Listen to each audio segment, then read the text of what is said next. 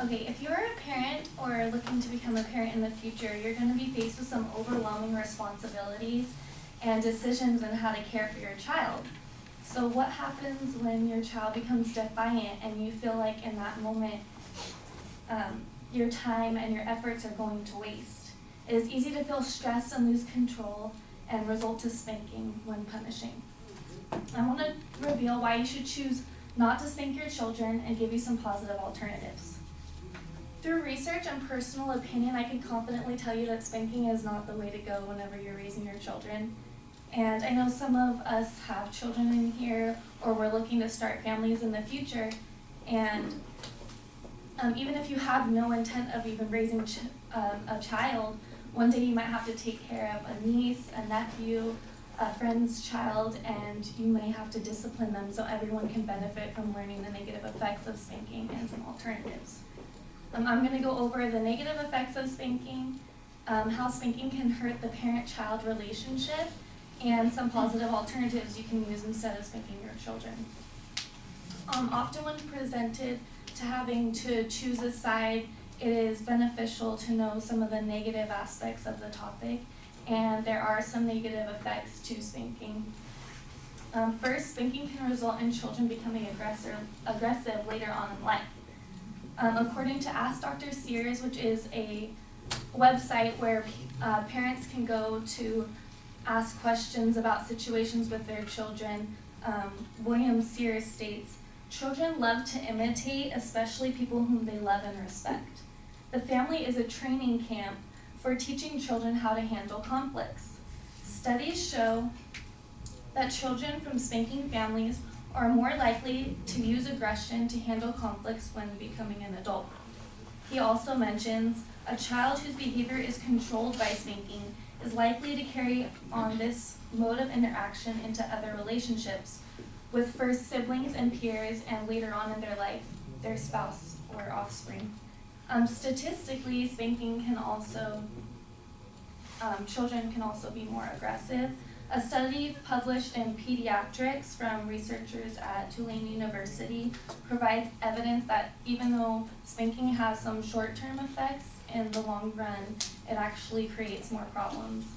They said out of 2,500 children in the study, those who were spanked more frequently at age 3 became more aggressive at age 5. The odds of a child being more aggressive at age 5 increased by 50% if he had been spanked more than twice before the study, more than twice in the month that before the study began. Second, spanking can also cause children to have some psychological issues and feel self-worthless. From a study published by My Health News Daily, among adults, 2 to 7% of cases of mental disorders, including depression, anxiety, paranoia, are resulted from physical punishment that occurred during childhood. Children's self-worth is also affected when using spanking. Dr. William Sears mentioned, "The child's self-image begins with how he perceives that others, especially his parents, perceive him. Even if you're in the most loving homes, spanking gives a confusing message, especially to a child too young to understand the reason for the whack. Parents spend time building up their child's sense of being valued, helping the child feel good, and then the child breaks the glass, you spank them, and now the child just feels bad about themselves." While we're raising your child, or if you're ever wanting to raise a child, one thing that seems to be really important to people is having that loving and caring relationship with their child. And one thing that really stood out to me while researching was that spanking your children can actually hurt the bond and the relationship between the parent and the child. Spanking can often devalue the child. Here's a story from a mother about her and her son's relationship that changed after she began spanking as a discipline. Joan, a loving mother, sincerely believed that spanking was a parental right, an obligation needed to turn out an obedient child. She felt spanking was for the child's own good. After several months of spanking discipline, the child began to be withdrawn, not wanting to play with others, playing in the corner by themselves, and eventually the child actually was avoiding eye contact with his mother completely. Spencer thought that he was a bad boy, even though now his behaviors on the outside showed that he was behaving well. Spanking made him feel smaller and weaker and overpowered by people bigger than him. Through spanking her child was just taught to fear her instead of actually learning a lesson out of respect and care for his mother and for others. Spanking can also devalue the parent. A parent can feel devalued themselves just from spanking their child because they feel that they had to resort to physical violence instead of being able to really teach their child a good lesson. Because spanking is often used out of desperation, and you end up feeling powerless in the end because you realize that this is not really a solution. It's just having your child fear you and whenever they're not misbehaving anymore out of fear instead of actually morally learning these lessons.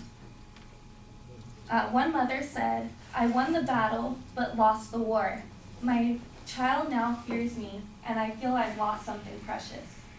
In the article 10 Reasons Why to Not Hit Your Child, William Sears adds, "Being an authority figure means that you are trusted and respected, not feared. Lasting authority cannot be based on fear. Parents or other caregivers who repeatedly use spanking to control the children enter into a lose-lose situation. Not only does the child lose respect for the parent, but the parents also lose out because they are developing a spanking mindset and have fewer alternatives to spanking. The parent has fewer pre-planned, experienced, tested strategies to divert potential behavior, so the child misbehaves more, which calls for more spanking, and the child is not learning how to develop inner control. For many children, it's hard to love the hand that hits you. So they begin to not trust you anymore. They lose respect, and they now fear their parents because they're being spanked. Many parents aren't educated on some good alternatives, and they feel that they have to resort to spanking to be able to discipline their child. There are many alternatives, though, to disciplining our children, although it might take some more time and effort, and you have to be more patient with your child. In the end, it is a more effective way, and you're teaching your child how to morally learn these lessons and psychologically, instead of just out of fear for being spanked. Often we hear that parents spank their children and it becomes ineffective.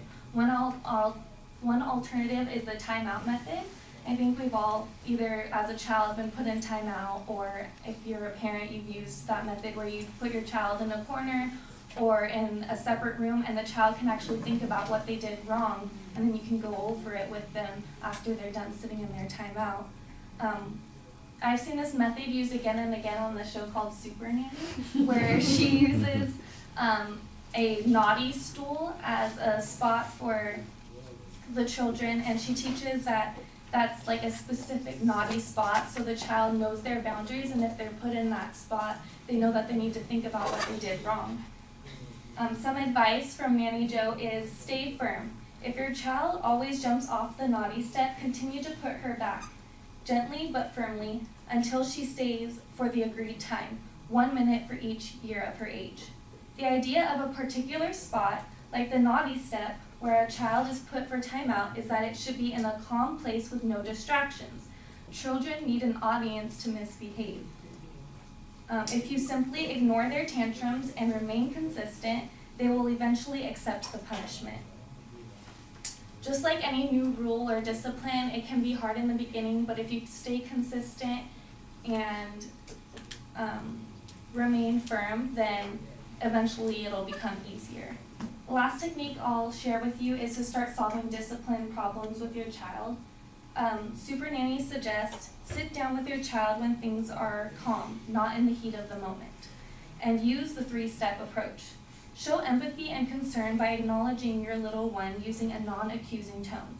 For instance, you seem like you're having difficulties with brushing your teeth in the morning, or you don't like waking up whenever I ask you to. Next, define the problem, explain to the child why their behavior is an issue and why it needs to be changed.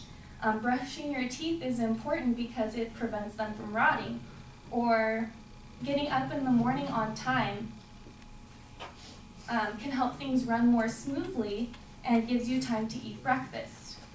Then ask for ideas. What do you think would help? Agree on mutually accepted solutions like, you don't like the taste of the toothpaste? We can go to the store together and buy a new flavor and hopefully the issue won't be there anymore. Or you don't like talking in the morning because you're tired? I'll allow you to set an alarm, and if you wake up on time, then I won't nag you anymore. And lastly, review. So set a time aside in a couple of weeks after you let the routine go by and see if there are any issues, and that will be the time that you can bring them up with your child and maybe decide on a new solution for what's happening or what's going wrong. It is important that you know as a parent that spanking is not the only way or the most effective way to discipline your children. Today I've talked about the negative effects of spanking, how spanking can hurt the parent-child relationship, and some positive alternatives. So I strongly encourage you that if you ever come into a situation of having to discipline a child, that you discourage from using spanking and use some of my positive alternatives.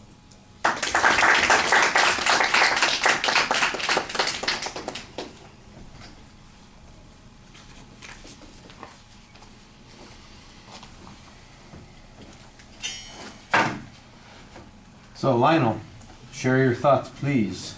I like your intro, and I like how you address the audience, and you're really loud and clear, and I agree with your whole message that you're trying to give out. I feel like that is kind of like child abuse because it does mentally affect the children, and it could mentally affect the parent or how the children see you as a person. Mm-hmm. And it's a really good speech overall, and I feel like you could have looked up a little bit more, but that's about it, and maybe make it a bit shorter. But other than that, it was really good. All right, well, since he mentioned the time thing, I'll mention it also very quick, like it's a minute and a half over, so it probably needs to be trimmed a little bit, but I thought that you did an excellent job putting information in the speech from a variety of sources talking about what the problem was. You had some good visualizations to get us emotionally involved with what's going on, trying to kind of identify with both the parent and the child in the two different situations, and what the kid feeling resentful toward their parent and also the parent feeling alienated from their child. Those are you've got the two emotional points that you're trying to reach being developed very effectively in the presentation. So I thought that was all very good. Most of your delivery things I think are very solid. You've got good enthusiasm in your voice. I thought maybe your pacing was a little bit off in the last maybe third of the speech. The first couple of I'd say the first 2/3 of the speech, everything flowed very smoothly. There were just a couple of spots where things were not quite as efficient. I didn't have a problem with the eye contact. I thought for the most part that you were only looking at the notes when you were looking for the data, and that seemed fine to me. Like I said, I thought the content was very well organized and put together and easy to follow. There were, most of the things that you're doing very well. All right. Thank you.